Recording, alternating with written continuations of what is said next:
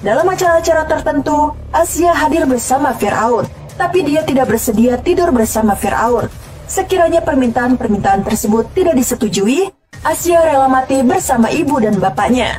Akhirnya Fir'aun menyetujui syarat-syarat yang diajukan oleh Asia. Fir'aun lalu membebaskan kedua orang tua Asia. Asia pun tinggal dalam kemewahan istana bersama Fir'aun. Walaupun Asia tinggal dalam kemewahan istana, ia tetap patuh terhadap perintah Allah dan tetap melaksanakan ibadah kepada Allah Subhanahu wa Ta'ala. Di malam hari, Asia selalu bangun melaksanakan sholat malam menurut syariat Nabi Ibrahim, bermohon kepada Allah agar kehormatannya tidak disentuh oleh raja kafir Fir'aun.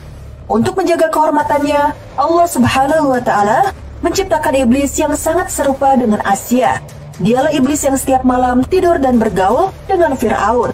Jadi meskipun Fir'aun mempunyai istri Asia, dia tiap malam bercintanya dengan iblis.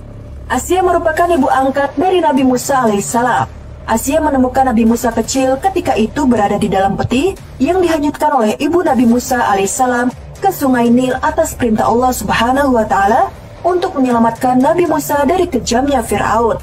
Saat itu peti yang berisikan Nabi Musa terdampar di wilayah istana Fir'aun. Saat itu Asia dan Fir'aun sedang berada di sana. Allah Subhanahu wa Ta'ala memasukkan kasih sayang ke dalam hati Asia agar berkenan mengasuh Musa.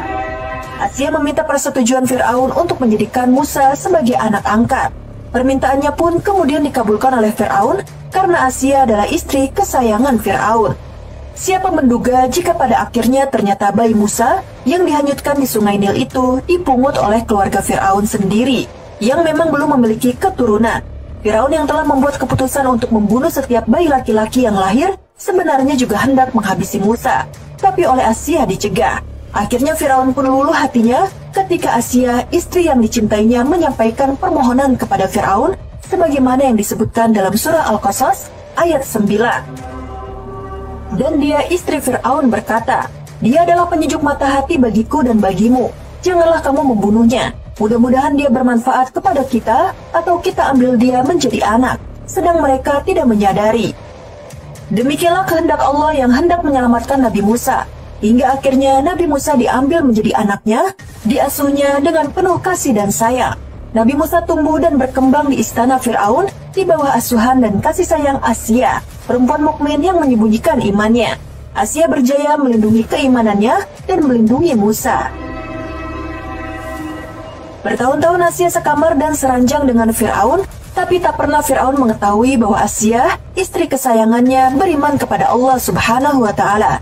Iman Asia kepada Allah terbongkar ketika iman Maisitoh terbongkar. Putri Fir'aun yang bernama Ana memberitahu Fir'aun bahwa Maisitoh tidak bertuhankan Fir'aun, tetapi ia bertuhankan Allah. Seketika itu juga Fir'aun marah dan memerintahkan Haman supaya Maisitoh dan keluarganya dimasukkan dalam kuali besar. Ketika Fir'aun mengetahui bahwa istri kesayangannya bertuhankan Allah, sangat murkalah raja yang zalim itu. Ia memerintahkan agar Asia, istri kesayangannya itu, dibenamkan kakinya ke dalam tanah, dan di atasnya diletakkan pasak dari beton agar ia mengingkari Allah dan menjadikan Fir'aun sebagai Tuhannya. Tetapi Asia tetap dalam keyakinannya dan berdoa kepada Allah sebagaimana yang tersebut dalam Al-Quran surat At-Tahrim ayat 11.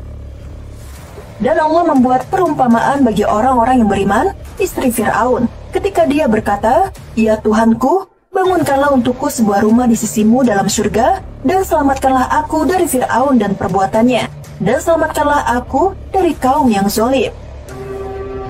Doa Asia didengar oleh Allah Subhanahu wa Ta'ala dan mengutus malaikat kepada Asia yang sedang tersiksa untuk memperlihatkan tempatnya kelak di dalam surga. Akhirnya Asia binti Muzahim gugur di tangan tentara Fir'aun sebagai syuhada yang mempertahankan keimanannya. Asia hingga akhir hayatnya tetap beriman kepada Allah dan tidak mau mengakui Fir'aun, suaminya, sebagai Tuhan. Karena keimanan yang dapat dijaga tersebut, Asia mendapat jaminan surga, sebagaimana yang dikatakan Rasulullah SAW bahwa ia adalah salah satu dari keempat wanita yang dijamin masuk surga. Masya Allah.